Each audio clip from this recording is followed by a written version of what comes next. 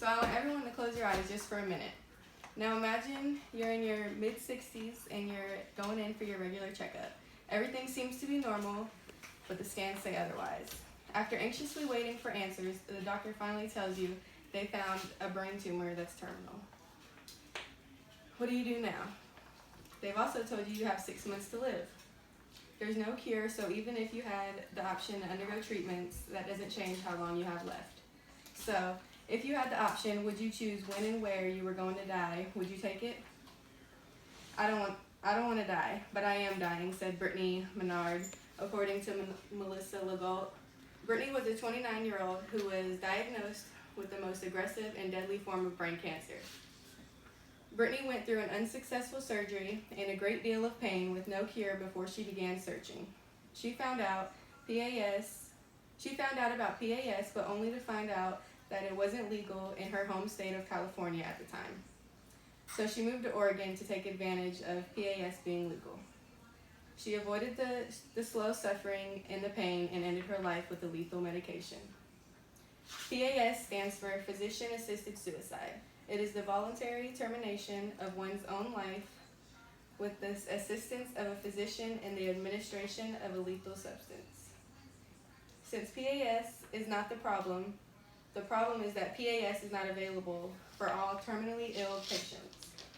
Legalizing PAS throughout the U.S. is how we can fix the problem. It is already legal in 5 states, and the outcome of legalizing it in the rest of the states could have a positive impact on suffering patients and their families. As stated before, the problem is not PAS itself, it's that PAS isn't available to everyone. Dennis Sullivan tells us in his academic journal that as of 2017, PAS is legal in Oregon, Washington, Vermont, California, and Colorado. Within those states, only residents are capable of receiving a prescription. Residents also have to be at least 18 years old and must have a terminal illness with 6 months to live. If patients are qualified, they must go through multiple steps in waiting before they can get the prescription. Once they fill out the form of request and have it signed and dated by themselves and 2 witnesses, they will then receive the prescription according to Adam Sullivan. Along with PAS not available in most of the U.S., it is also not available for patients under the age of 18. Let's take Juliana Snow, for example. Adam Stillman wrote that she was 2 years old when she was diagnosed with Charcot-Marie tooth, an inherited disease that damages the nerves. By the time she turned 4, her nerves had deteriorated so much to the point that she couldn't even squeeze her own toys. She had to undergo a treatment several times a day, and she had to feel every bit of the pain because sedating her was too risky for her health. Juliana eventually rejected her treatments, even after her mother explained to her that if she does, she could end up in heaven.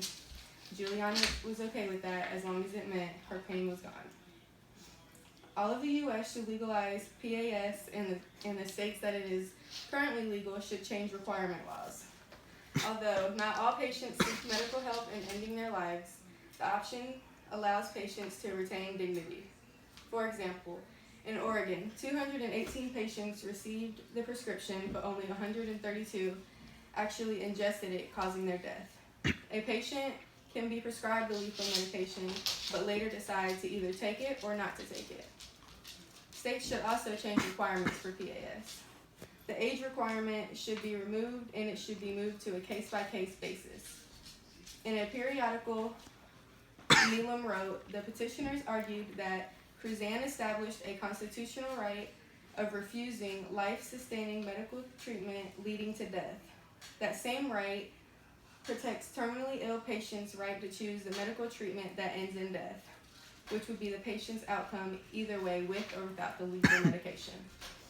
The resident requirement should also be lifted because if it were legal in all states, residency wouldn't matter.